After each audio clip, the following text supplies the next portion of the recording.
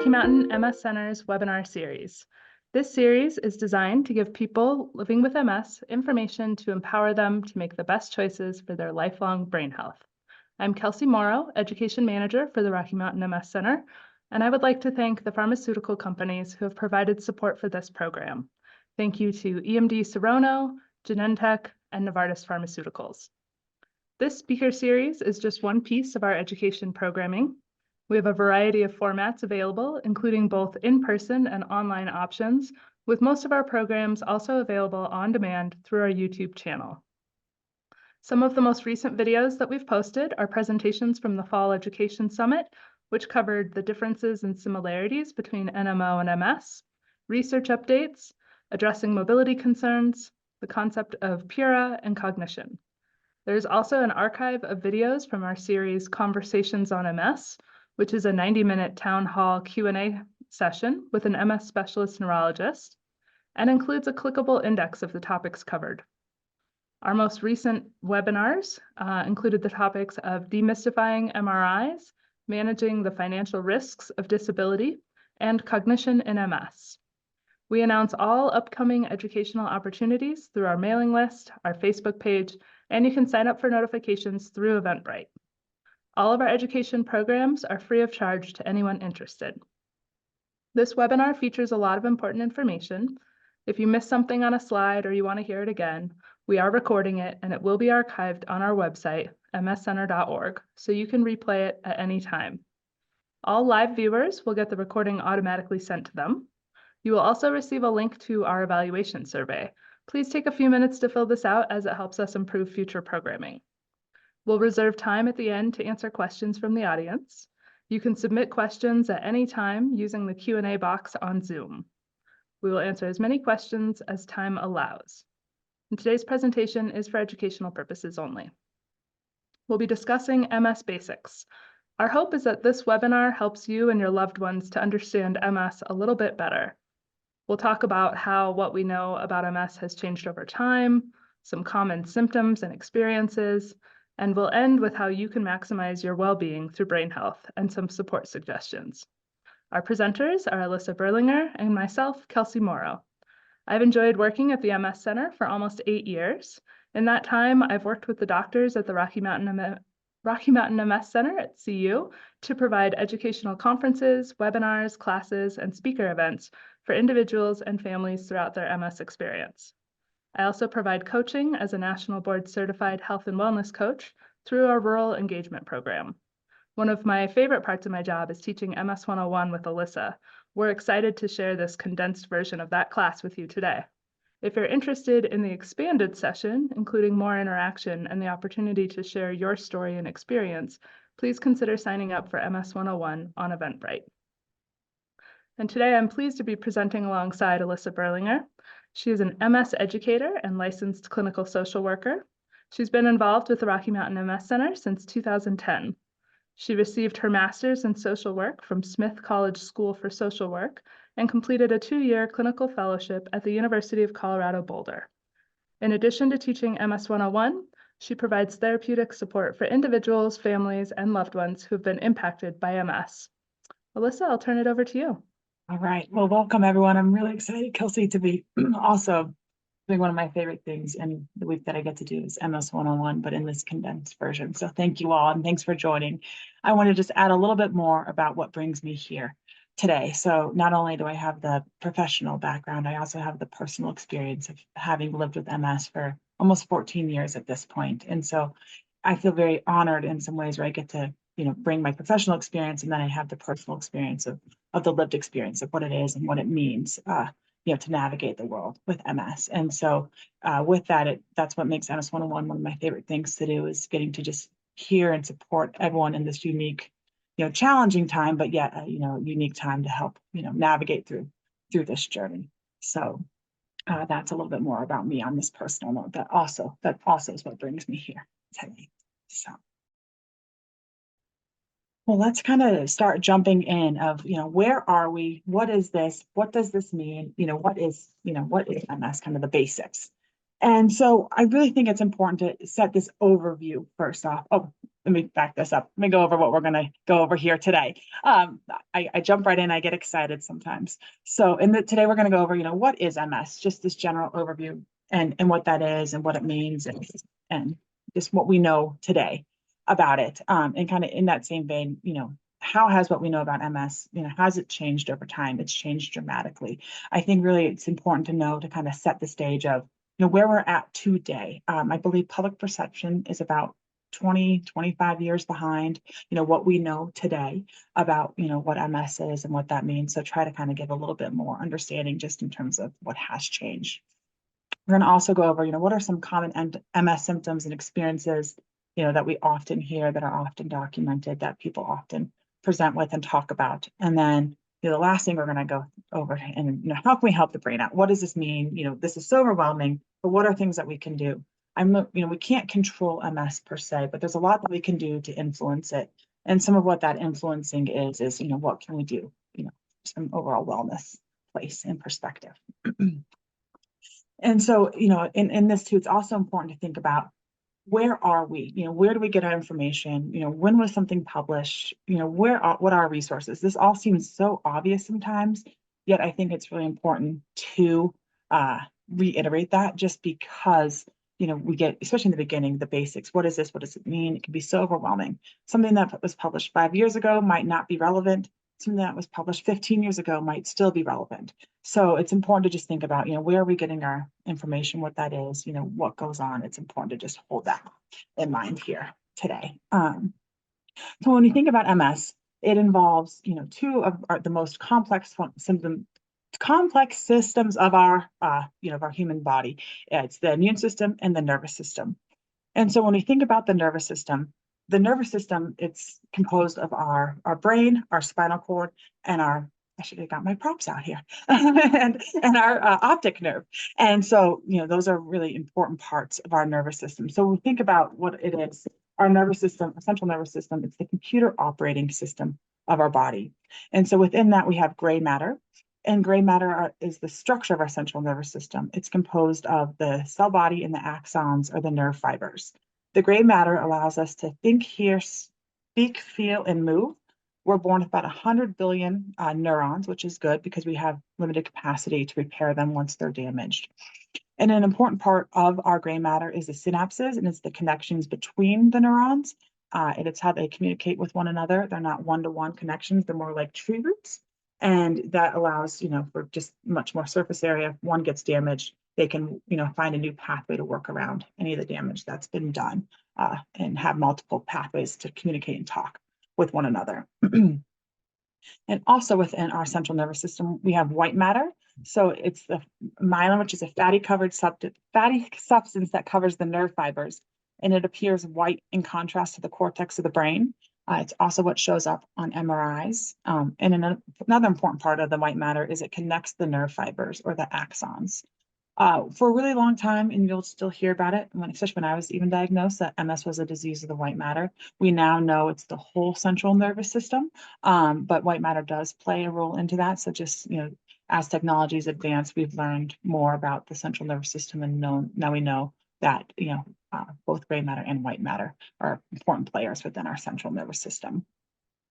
And also within our central nervous system, we have this idea of brain volume. That's just the sheer volume of our brain. We're all born with a certain brain size. It grows until about age 25, 30, somewhere in there. And then unfortunately, the aging process kicks in and all of our brains start to atrophy. And so that's the concept of brain volume. And then when our brain atrophies, we start to lose some of those pathways to rewire some of the functioning around the damage that's been done. However, an important part of our central nervous system is this idea of neurological reserve.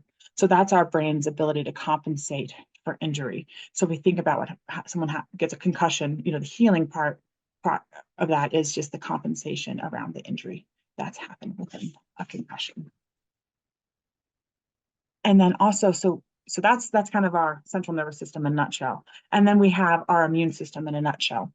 So one part of our immune system is our innate immune system. It's the part of our immune system that just automatically knows how to respond to outside threats. So if we think about what happens when we get a splinter, particularly if we don't get the wood splinter out in time, it turns red. So the reds, the immune system heating up, creating some inflammation to kill any bacteria. The pus, it's, the immune system going to work to just get rid of this foreign object. It doesn't need instructions. It just goes to work right away to get rid of that foreign invader. The higher functioning part of our immune system is our adaptive immune system. And that's the part of our immune system that's influenced by our interactions with the world. It's also the part of our immune system that reacts to vaccines.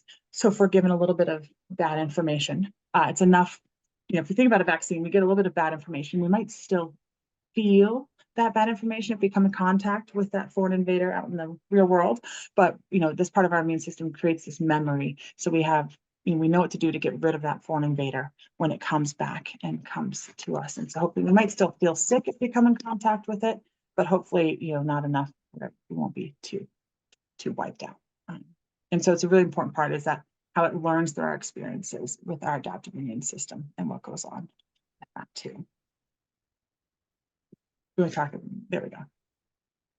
All right, so kind of just set the stage of where we're at, where we've come, what we know. This is a really important piece to think about. So in the mid 1800s, the first MS diagnosis happened in a living patient.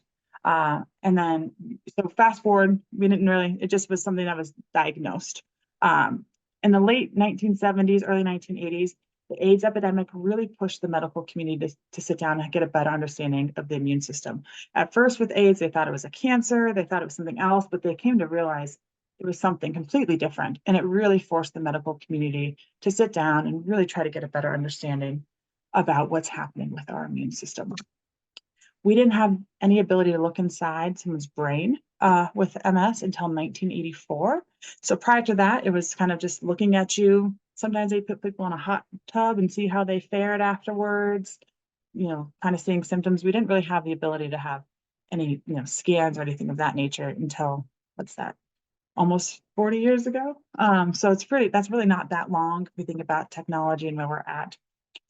Then 1990s, the National Institute of Health declared it the decade of the brain. And so they poured tons of money and funding to try to map the brain, to get better understanding of the parts of the brain, what happens, what goes on. And then also in the 90s, the first medication was approved. So 1993 was the first medication that came out. So really now we're thinking at 30 years of treatment that's been out there. That's really not that long in terms of just where we're at in our understanding of MS. And now today, nearly 1 million people live with MS in the US. There's over 20 different medications available. And so really we're in a whole different understanding. I don't call it the infancy, but I call it the toddlerhood in terms of our understanding of where MS is. If we think about, they're not new, we don't know all, we know some things, but there's a lot we still don't know in terms of just where it's going, what goes on, the etiology. So we've got some clues, but there's still a lot that we're trying to understand and figure out with MS, but yet we know so much more now than we did even 30 years ago.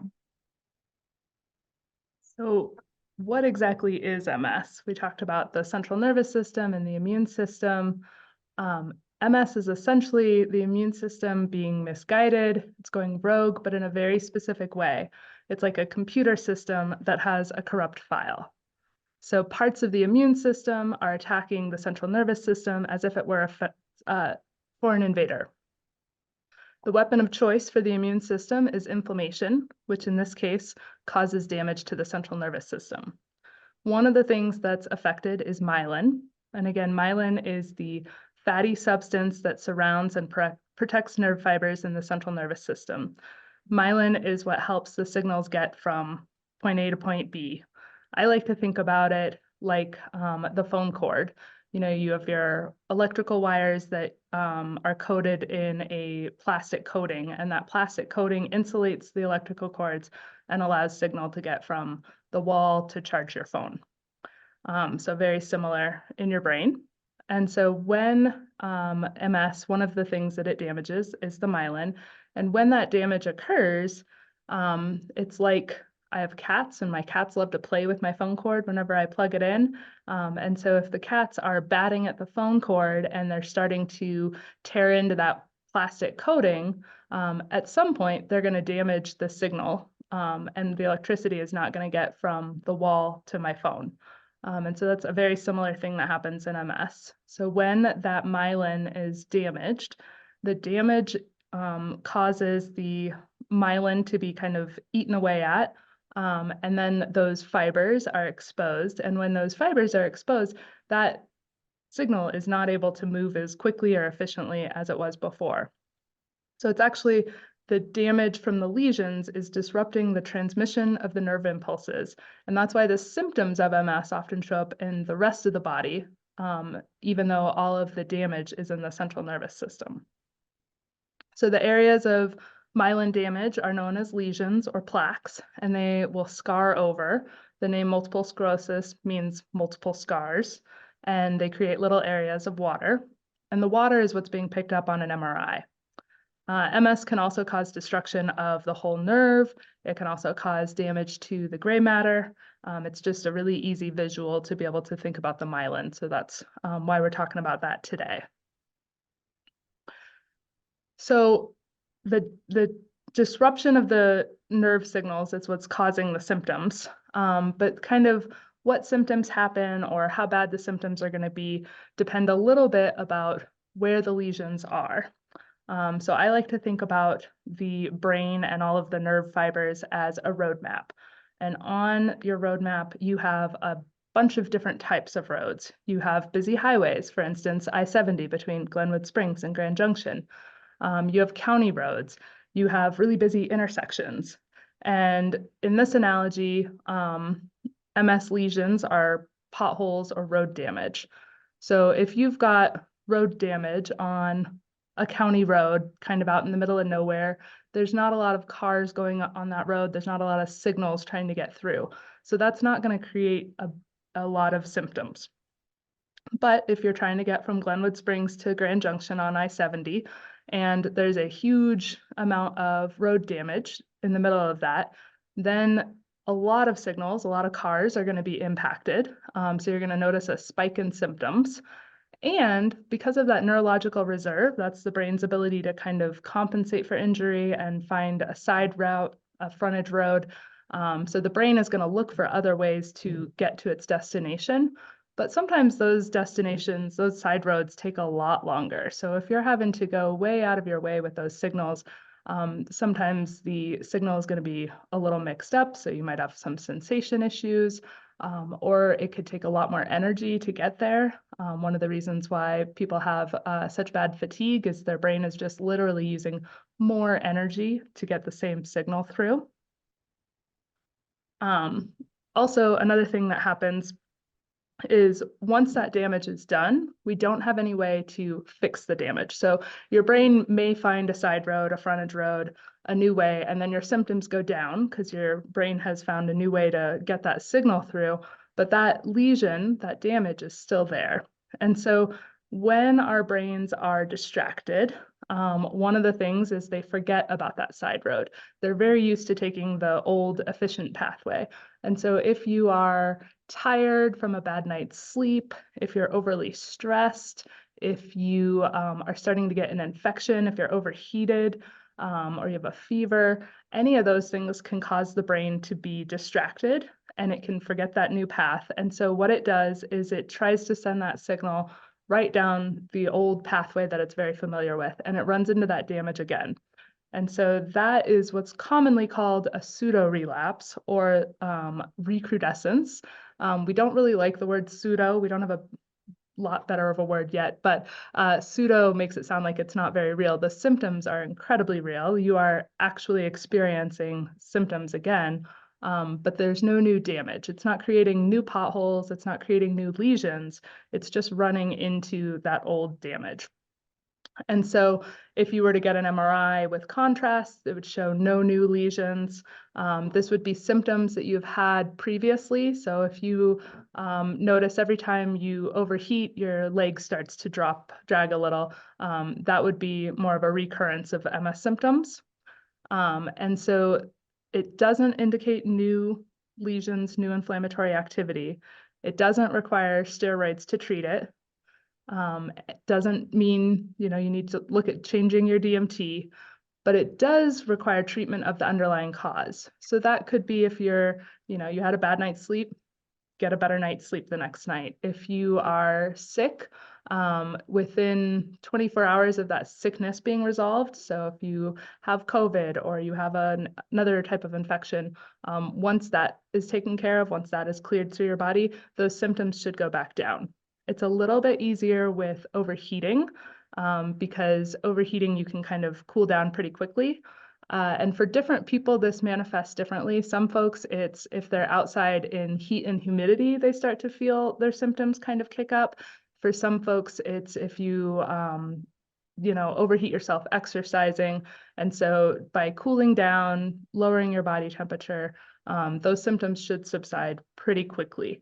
If they aren't subsiding within 24 hours, or if they're new symptoms or worsening of symptoms you've had in the past, that would be a really good time to call your doctor and let them know what's going on. All right. And in that vein, I think especially in the beginning, kind of this is basics, you don't know what is what. And that's the importance of, making sure you tell your doctor, hey, I have this going on. You don't need to suss through it all by yourself. It can be so important to have, a good relationship with your doctor and the care team in that way, just to figure out what is what. Because especially for the pseudo stuff, especially in the beginning, it's so scary and it can be so overwhelming. And so just to not be afraid to reach out, I think it's really, really important. So just wanted to add that too. All right. So who gets MS? What does this mean? We hear this, you might have it. And so trying to understand what this is. Well, this is what we do know, and there's a lot that we don't know with it. We do know it's more common in women than in men. It's historically more prevalent the further north and south of the equator that you go, and sometimes we still will see that. However, we're starting to see that shift, whether it's because populations are a little bit more transient. We think it is most common in Caucasians, but now we're starting to see maybe symptoms present differently in someone of a different race or ethnicity. So we're starting to have a better understanding of what that might look like, what that might mean. So we're starting to see this shift, but historically it's been the further north and south of the equator that you go. It's most often diagnosed between the ages of 20 and 40. However, we have done MS. We have a pediatric clinic at Children's Hospital that we partner with. Their youngest patient, I think, has been 6, and we've had people who've been diagnosed in their 70s, late 70s, maybe even early 80s. And so it really doesn't discriminate against the timeline, but that's just kind of most often who you see might be when they're diagnosed. And as I just said earlier, the demographics are changing as we learn more about it. Providers are becoming more familiar with what MS is, the way it can present. Also, gaining different access to MRI. MRIs weren't always available, or even just maybe a more technological advanced MRI, different things of that nature. And then we have so much more treatment. So with that too, I think people aren't for a long time, they didn't want to even touch MS as a diagnosis because there's nothing to do about it. We now have things that we can do about it. So I think that's also shifting what's happening and what's going on. So we don't know what causes it. There's a ton of research being done to try to identify the risk factors. We have such effective medications that are out there, so we're able to start to focus where the research is being done in a different way to try to just see, what is this? Is it environmental? Is it, it's not genetic per se, but what are the genes that might have some influence with it? What are these things? We think it's kind of this perfect storm that comes together with someone when they get MS. And I will plug here, if you're interested in who gets MS and kind of the genetic component, we will be having a webinar at the end of March with Dr. Molman discussing the genetics. So please, if you are not already on our email list, make sure that you get on it. All right. So what we do know is MS is different for every single person. I like to think, and Kelsey taught me this one, I like this, of you meet one person with MS and you meet one person with MS. It really is so true because there is such a variability in just symptoms, what goes on, initial presentation, progression in different ways. But we do know there are some commonalities that we see with MS and what happens and what goes on. So some of the most common symptoms we hear: fatigue, heat sensitivity, that's very well documented. We often hear cold sensitivity, so kind of people getting really rigid and frozen when they get too cold. And then when they warm up, things start to kind of loosen back up again. Or just kind of the fatigue gets worse sometimes with being so cold. Numbness or tingling in the limbs. We also hear tingling kind of, or a tingling sensation in the trunk or in the core of the body. Vision changes. So that could be losing vision, double vision, color issues, one eye working better than the other eye, just different things that can go on in terms of vision. It really, every body responds differently. Pain is a common symptom, whether it's the pain from just the sensation pieces, pain, neuropathic pain from things going on, and pain's complex. It's not cut and dry, like you stubbed your toe and that's painful. Yes. But the pain we're talking about with MS, it's much more multifaceted because you can't just take an Advil or Tylenol to deal with the pain or the discomfort that might come with certain symptoms. You have to, target the central nervous system. So that can be really complex with treating the pain.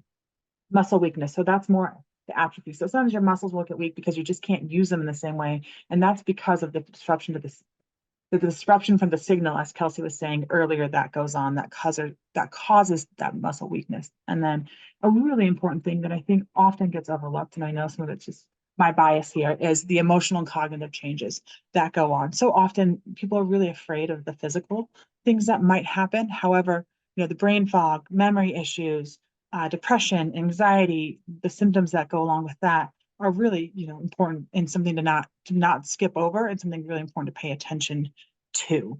Outside, some of the hardest parts of MS is that while some symptoms can be visible, so maybe a leg drop or foot drop or, some other, issues in that way, there's also a lot that are invisible. And sometimes that can be really difficult for those around the patient to know what's going on. And sometimes it's even hard to find the words to describe. I have this sensation, I have this feeling in my leg.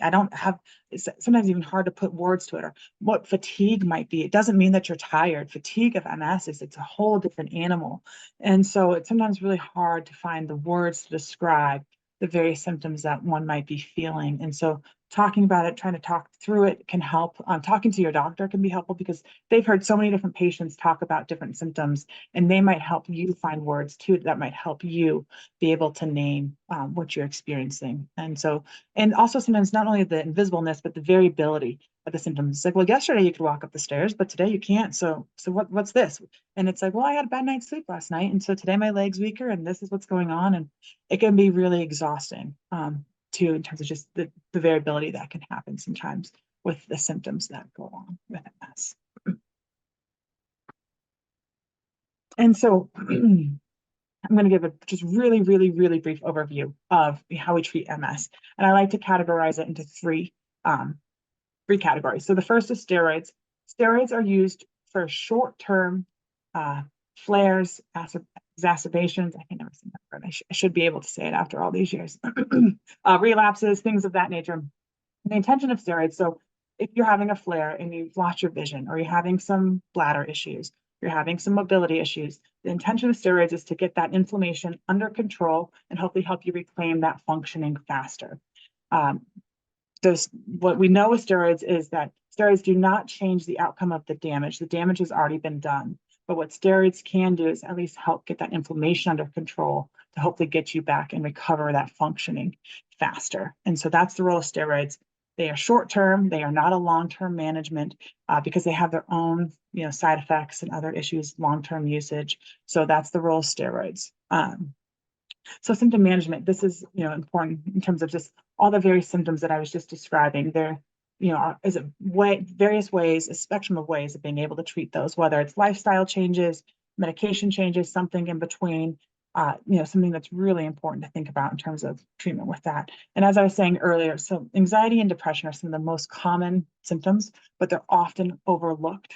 It's so common. And so some of it could be caused by the disease activity itself, or it could be, just from the situation of like, oh my goodness, I have this chronic illness. What does this mean? Is this life-changing? And trying to make sense, make meaning of it. It can manifest in various ways: anger, frustration, sadness, increased worrying. You're finding yourself hyperfixated on other things, things of that nature. Maybe even just a shortness of frustration, like you're getting mad angry at everyone around you. So sometimes it can show up in ways we don't realize. One of the most effective ways is, talk therapy coupled with medication. And it doesn't have to be long-term. It could just be enough just to get you over the hump. And the goal, maybe you're at an 8, let's get you down to a 6.5, just so that can give you that little bit of space and that wiggle room to process, to grieve, to make sense, to make meaning, of just all of these things that have gone on. And so just to be aware of that, these are some of the most common symptoms that we see, but often the most overlooked. And I always say, how could you not experience some of these things? This is big. This is a big deal. And so it doesn't need to be, you don't have to be stoic and tough. I've held this since when I had my first child. The nurse said to me, "You have nothing to prove to anyone, Elissa. When you need that epidural, get it." And I think there's something similar with this. Like, you have nothing to prove to anyone. If you need extra support, if you need extra help, it's actually not being weak. It's actually quite the opposite. You don't have to go through this all alone. And so I just think that's an important part of this too. And then I go back one slide, Kelsey. Oh, no, you're going. Gosh, thank you.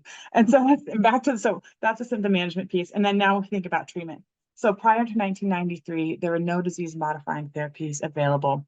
And now today, there's more than 20 disease modifying therapies with how many different mechanisms? Is it 6? I think it's 6, might be a Six few different, more. yeah, so 6 different mechanisms of action. So if one doesn't work for you, it doesn't need to be, oh, no, nothing's going to work for me. They all work a little differently. And that's such an important part in recognizing just how these medications work. So it's really, really important to recognize and realize that in terms of just how far we've come. Some of the medications out there are 98% effective in terms of preventing further damage and further disease activity. And that's really incredible, which is how far we've come. Yeah, so beyond the disease modifying therapies, which are the only medications, the only true method that we have of actually modifying the disease course, what are the things that we can be doing every day to kind of give our brain the best opportunity to work around the MS damage and just perform at your best? I like to think about brain health the same way that I think about dental health. You go to your dentist twice a year. You go to your neurology team about twice a year. But if you never brush your teeth in between your dentist visits, if you never take care of your teeth, you're going to have a bad time at the dentist. So if you don't do anything to improve your brain health and to maximize your neurological reserve, the MS is going to affect you a lot more. So it's essential to preserve brain volume and to improve your neurological reserve. Wellness is a lot of different things, and everything is connected. So most of what I'm about to talk about, it's all connected. None of these things are in a vacuum. So if you make small improvements in one area, you're probably going to feel it in a lot of other areas as well. So don't feel like you have to overhaul your whole life at once, change everything, be a perfect person. Absolutely not. Go for the low-hanging fruit, what's interesting to you, what's available to you, and let it build over time.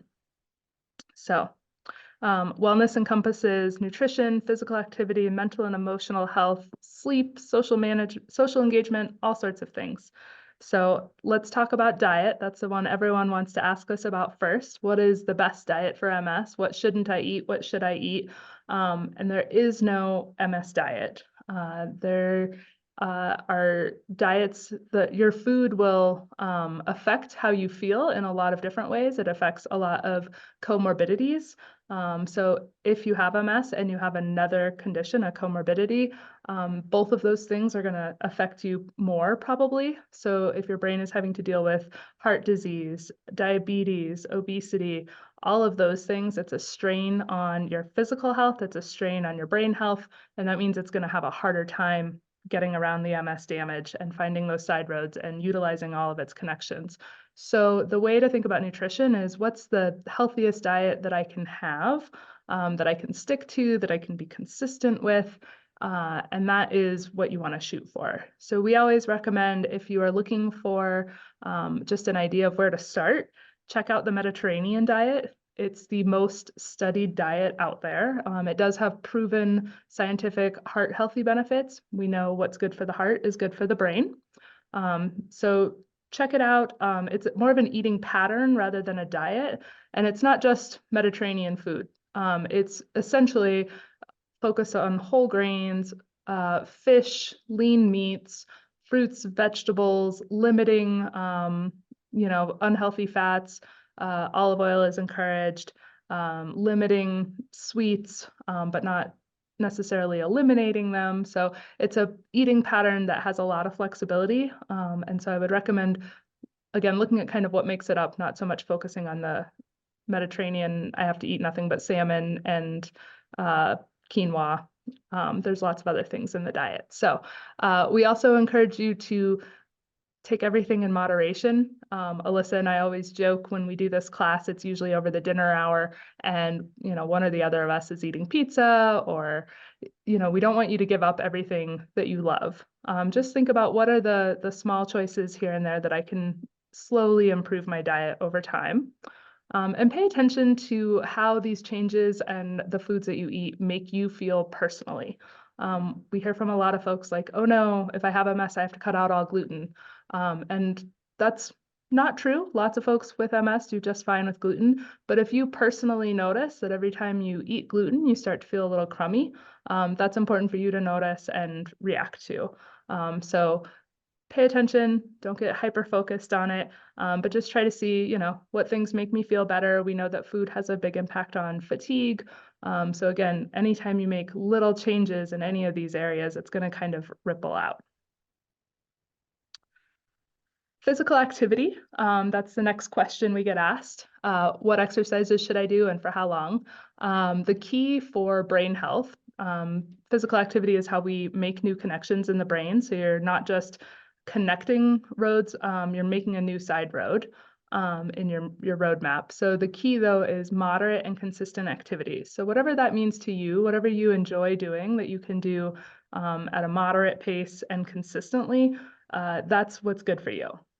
Ideally, it would be a mix of aerobic and strength. But what do you enjoy? How do you want to move your body? What can you be intentional about? It's going to look different every day. So if you've got a lot of fatigue, maybe you're not able to do quite as much movement one day. But also recognizing that increasing stamina over time also improves fatigue. So again, it's all about that building block, figuring out what works for you, giving yourself grace when today is a day I can't do my walk around the block. So I'm going to, walk upstairs really intentionally. Whatever is available to you that day is going to be important and helpful. And then recognizing, okay, the next day I've got a little more energy. Now I'm going to take the walk around the block with the dog. Can I add to that too, is that it's not always linear. So you may, sometimes, all right, I had a great day, but today, like you were saying, today's not as good of a day. And just to hold that, we're not going to always, progression's not linear. It's going to be forward and back. And sometimes you might feel like you're going this way, but that doesn't mean you're going backwards. It might just mean we need to get to another track. And so to hold that in mind with that too, I think it's important. Absolutely. Sleep is super important. This is when the brain kind of sorts through the day, cleans up all the junk, does the limited repair work that it's going to do. And there's many reasons why someone with MS may not get quality sleep.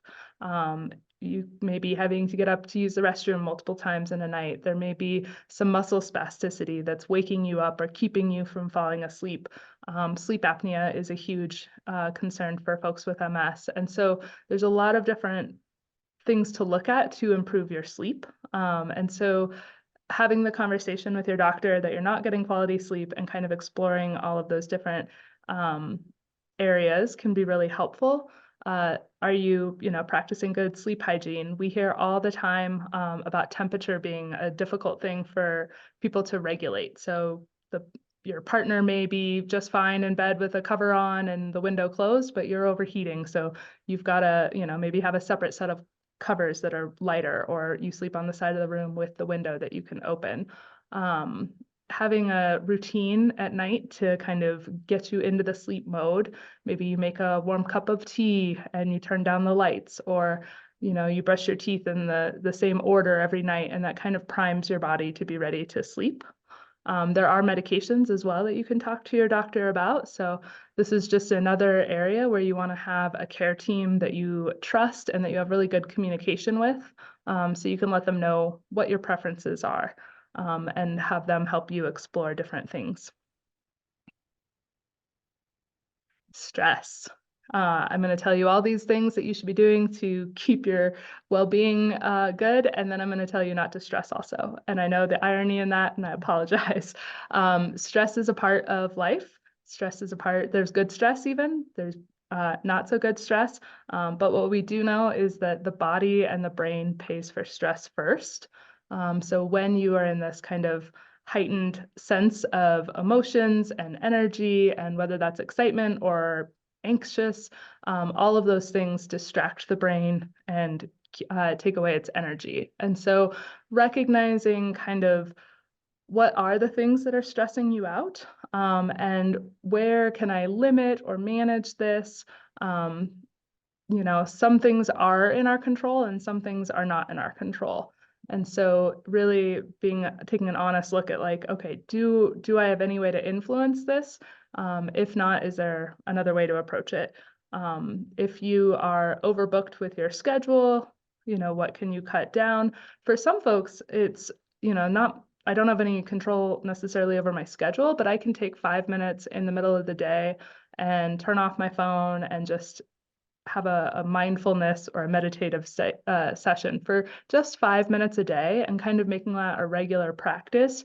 Your brain will know that it's going to get that break. It's going to look forward to that break, and that's going to be more beneficial than even just like one 5-minute session. It's just getting in a habit of regularly, or doing the dishes in a really mindful way, feeling the water on your hands, hearing the splashing of the faucet, smelling the soap. Getting really into your senses can be a good way to be mindful. And that doesn't take any additional time. It just takes a lot of focus. So if any of those things were interesting, again, think about what little thing you can try that's intriguing to you. If you try meditation and you hate it, don't force yourself to keep doing it. We never want anyone to be more miserable trying to make themselves feel better. That doesn't mean it's going to be off the table forever. Maybe in a couple of years, you try it again and it works out for you. So try and keep an open mind and curious about the things that might benefit you. Because again, it's all about figuring out like what's 1% change that I can make. 1% change today, build on it in a week, in a month. Now you've got 10%, it just kind of builds over time. Also, figuring out boundaries. Boundaries are difficult for most folks, but you can practice by learning to say no or asking for help. I know those are two really hard areas. Elissa, do you want to talk a little bit more about saying no and asking for help? Well, so with no, I think no can just be a complete sentence. No one needs to know why or what or how. We don't always especially with MS. And maybe with your family members, you might need to give them a little bit more of an explanation sometimes, but for other people, they don't need to know. It can just be no, I can't do that today. Again, way easier to say than it is to do because it's uncomfortable. We get scared, we get nervous. We also have to understand those other parts of what makes it hard to say no. And then in that same vein, what makes it hard to ask for help? I know I alluded to that a little bit earlier. You have nothing to prove to anyone, but that's part of this too. Of what gets in the way. What can we ask for help? What does that mean to us?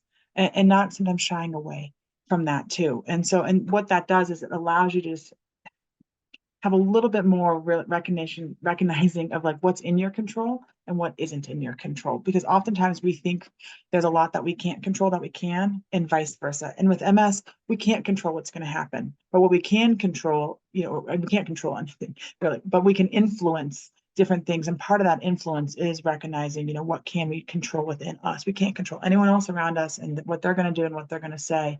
But what we can do is, try to learn to, protect ourselves in some way, whether it's asking for help or, saying, no, I can't do this right now. And so that's a big part of, trying to manage the stress. And again, easier to say than it is to do, and recognizing it. I always sometimes think it's like whack-a-mole. It's like, all right, I said no about this, but then now this other thing popped up, or I said this and then this thing. And so sometimes that's what MS feels. It's like, oh, yesterday my leg was not doing well. Today I'm having a lot of, fatigue. And so trying to kind of recognize that and noticing that can help, with just managing the stress that goes along with it too.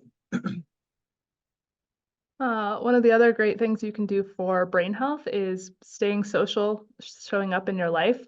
It can be really, really difficult, especially in the beginning of MS, because maybe you don't fully understand what's going on within you. Maybe you don't have the language to describe it to others. Maybe you just don't want to talk about it. And so I think it can be very isolating and difficult to continue showing up. But it's super, super important for brain health and mental health alike. So getting to know, kind of being a little honest with yourself about, why am I dreading going to this? Why am I choosing to stay home rather than go out? Is it because I'm fatigued and I need to take a break? And absolutely listen to your body when those things happen. But is it, I don't want to talk about MS today, and I know everyone's going to ask about it. And if that's the answer, then maybe something like having a business card that you say, I don't want to talk about MS today, or here's how I'm doing with my MS, but let's not make today about that. You can just show it to someone when you show up to an interaction, and then, they know where you are, that you don't want to talk about MS today. And so kind of figuring out these creative sideways solutions to not wanting to show up. Or maybe it's a soccer game in the middle of the day and I know it's going to be hot and I'm going to run out of energy halfway through. Can I bring a cooling vest? Can I bring icy, frozen water bottles, an umbrella?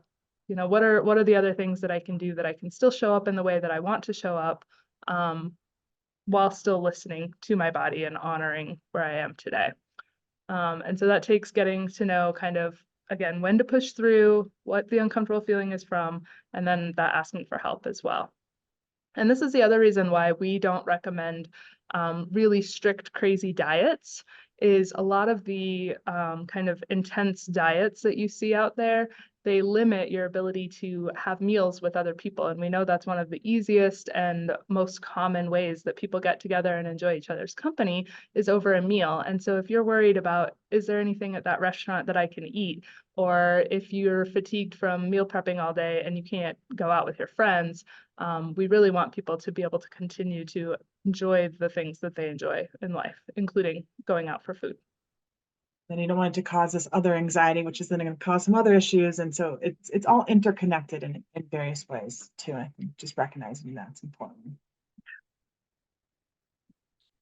All right, it's kind of in that same vein with the social thing of, I know I said this earlier, you don't owe anything to anyone. There's a few asterisks to that, but so trying to kind of figure out what that is. I'm going to say my story really quickly. Of when I was first diagnosed, I fell a bunch and I was in a store and I couldn't get up, and I was probably mostly embarrassed, but also couldn't get up, and went over to the sales associate after and I said, I just want to let you know I have MS and I fall. And she goes, oh, I thought you just said you were a mess. You were a mess. You were a mess. Not that you had MS.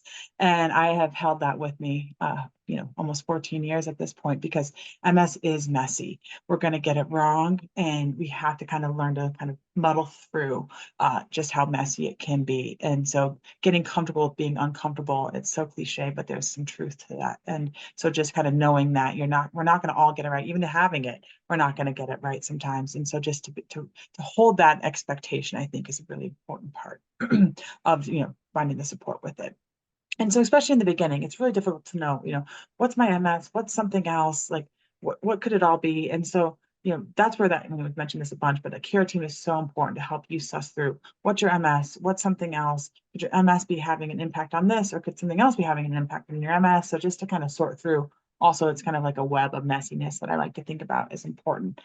And then the other part, there's a lot of parts to it, but sitting with the unknown is such an important piece. So we don't know what's to happen. None of us have this crystal ball of even what's going to happen in 5 minutes. And so, but we all, that's part of the human existence. I think that unknown, that uncertainty is really difficult.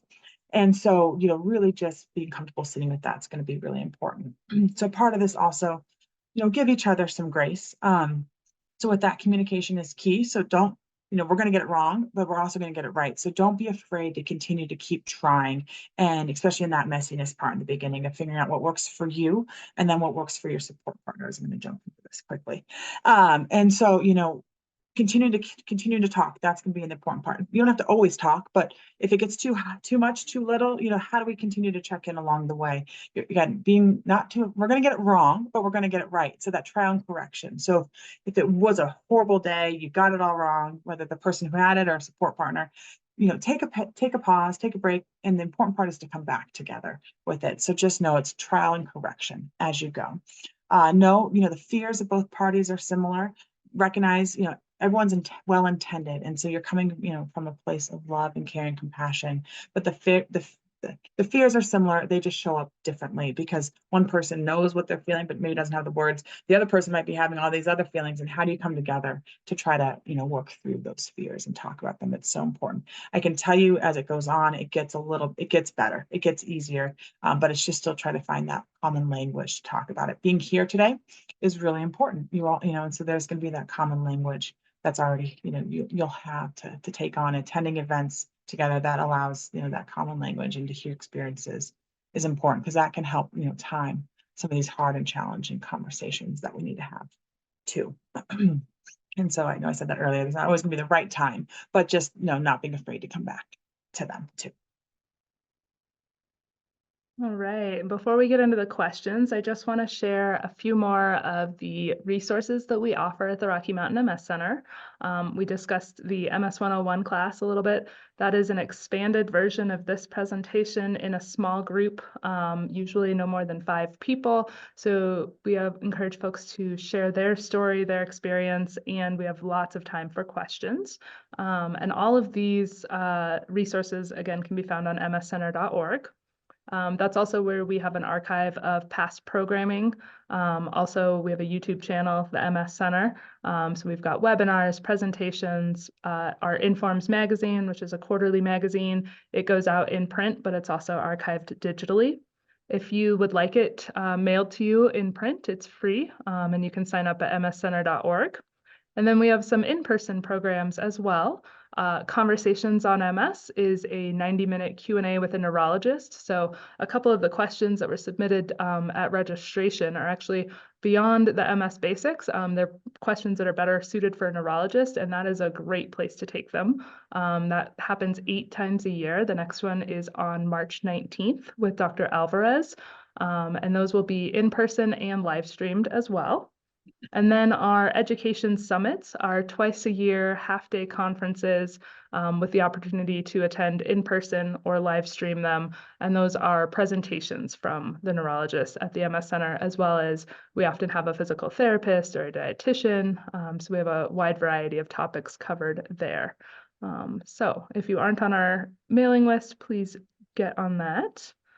And then again, before we go into questions, I just want to say thank you all for being here and for trying to understand MS in this unique way. Everyone experiences it in a different way. And so we hope that there's lots of support partners also watching to help understand. And we did have a couple of questions submitted, so we'll get started with those. Someone asked about steroids. Heard it both ways. Do steroids shorten the length of a relapse without preventing potential damage, or do they shorten the length of the relapse and prevent permanent damage? Elissa? Well, so our understanding of it is that steroids do not change the permanent damage that's been done. So they can, prevent or limit and shorten the duration of a relapse, but the damage has already been done. And so we don't have anything right now to repair that damage, but steroids can help at least reclaim that functioning faster. And so the damage is done, unfortunately, but steroids just help get you back on your feet faster, or get your eyesight back or bladder concerns back faster. And a lot of folks have a really hard time because they're really intense steroids. And so that, again, should be a conversation with your care team as to whether or not you want to do steroids. We had another question about the genetics of MS, that someone's mother has MS, their brother has MS, and they have MS. Is MS genetic? And what we know is that MS has a genetic component, but it's not hereditary. It's not directly passed down. In fact, 70% of people who have MS do not have a first-degree relative. And so one of the studies happening at the university right now is looking at first-degree relatives to see what are those biomarkers, history, environmental factors, how can we identify some of those earliest risk factors and kind of make some new connections, because we still don't know the cause. And while there's, I think, 200 or so genes that are similar in people with MS, we have not narrowed it down to a genetic, we don't have the genetic answers yet, but hopefully Dr. Molman will explore quite a bit more of that in our webinar later this month as well. Let's see here, go to some other questions. What are the most common MS symptoms kind of as the beginning symptoms before being officially diagnosed? That's multifaceted. It's so complex. Some of the most common things that we often hear are numbness, tingling, weakness. Usually it starts on one side of the body. And then vertigo is a common symptom that we hear, heat sensitivity, fatigue, but those are, people put those together later on. But there can be vision concerns are often a common one that we hear. It really, there's people who maybe have had it for 20 years and didn't know it, and then you show up, they got in a car accident and walked out with an MS diagnosis, and then other people who had a multitude of symptoms for a really long time, and it's taken many years to get a diagnosis. So it's really, that's a complex one. It's really, that's where the individualization of MS really comes in. But numbness, weakness, sensation issues, vision issues, vertigo, those are some of the most common ones I'd say here.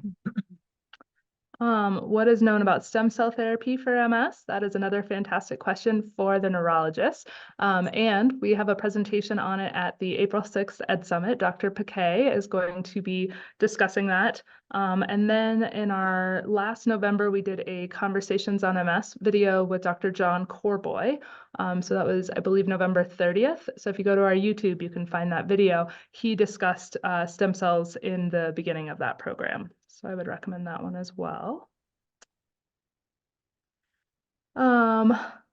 Let's see here. I am 65. Will MS change and have less symptoms with age? That's one thing that we didn't really go over is kind of the natural history of MS. So the class is mostly focused on newly diagnosed, but we know that as people age, your immune system works differently. So all of our systems start to kind of slow down as we age, including the immune system.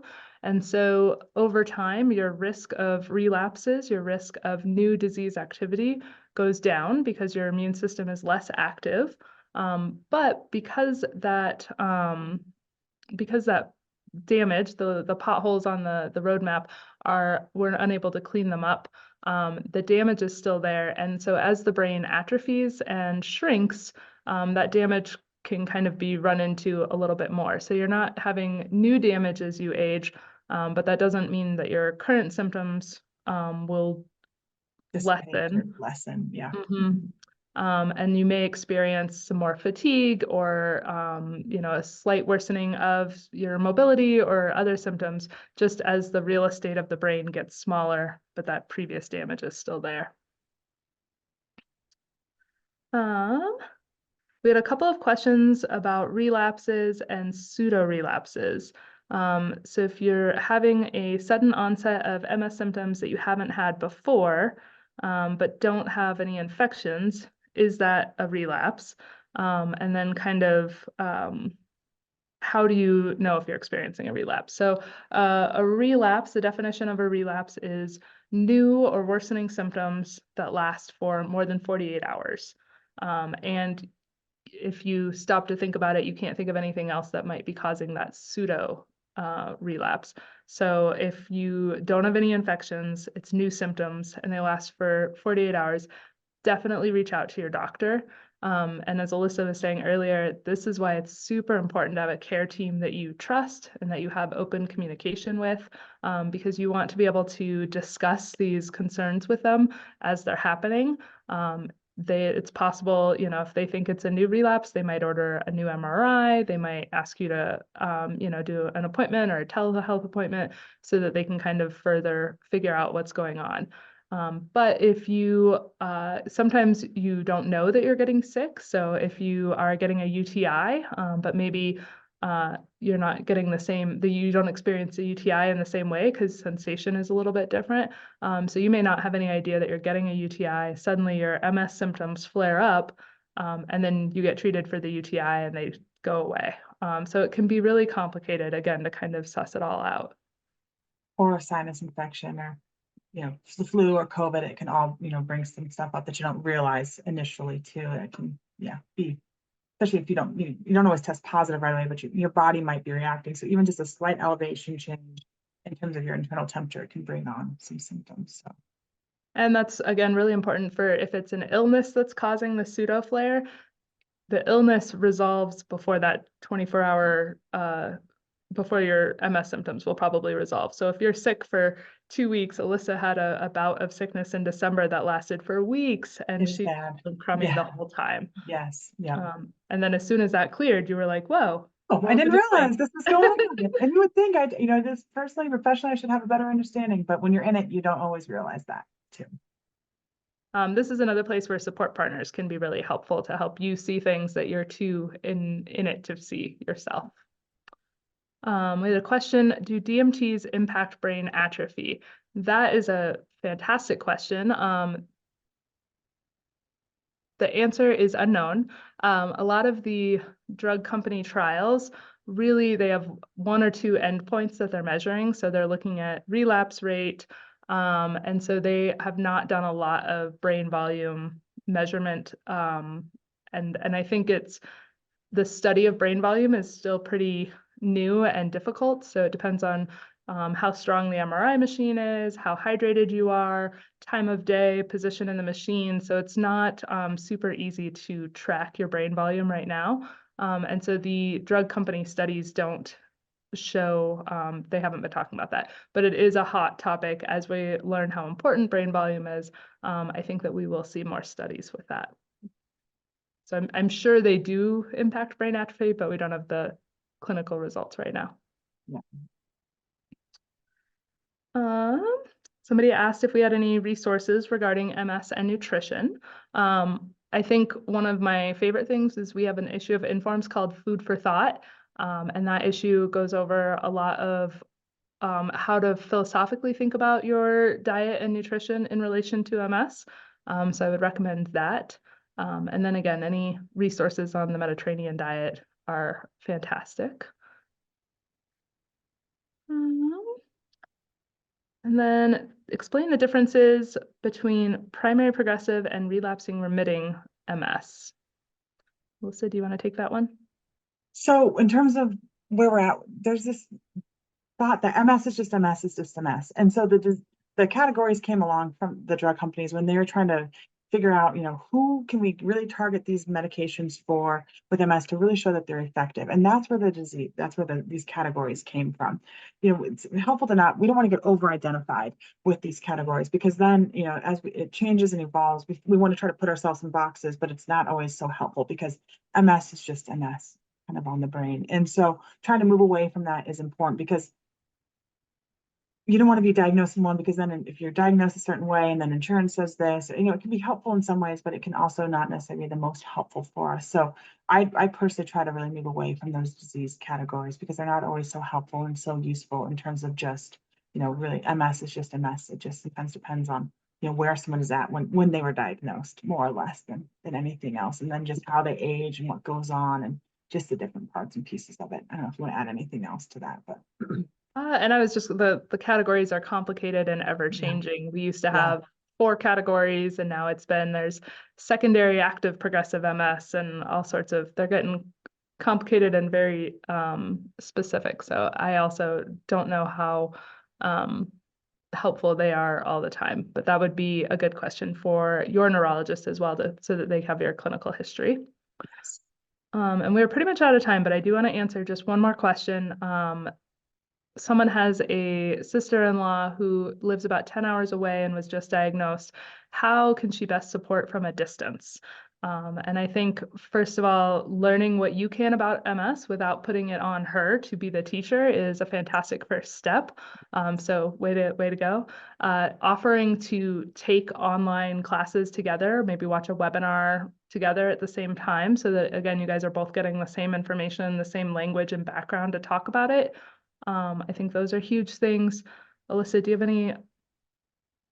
Time, I think in the beginning, it's overwhelming. And I think newly diagnosed is the first 5 years. The first year is like, what is this? What does this mean? And so recognizing it's going to take time for the sand to settle and to get that understanding and that, just to let it all kind of just be. And so I think just saying, hey, I'm here for you.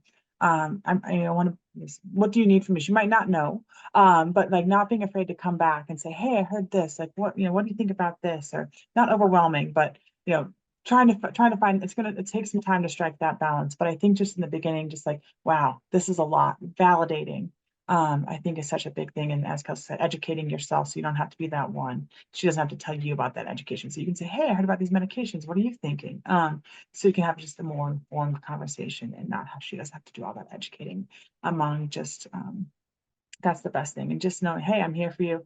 It doesn't, not being afraid, I think is a big thing about it too. So. And then one more issue of Informs. We've got a lot of great issues of Informs.